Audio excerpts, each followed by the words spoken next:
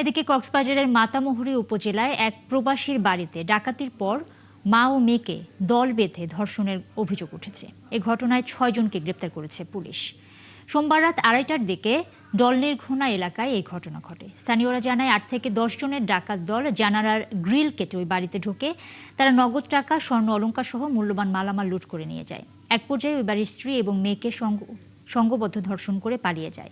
পরে এলাকাবাসী আহত মা এবং মেয়েকে হাসপাতালে ভর্তি করে। পুলিশ জানায় এই ঘটনায় তদন্তে নেমে মঙ্গলবার ভোর থেকে সকাল পর্যন্ত অভিযানে ৬ জনকে আটক করা হয়েছে।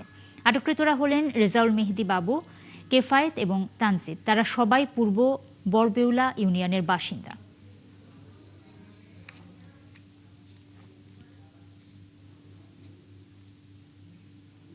আমার বোন এবং বোনের মেয়েকে শারীরিক নির্যাতন এবং ধর্ষণ পর্যন্ত করেছে।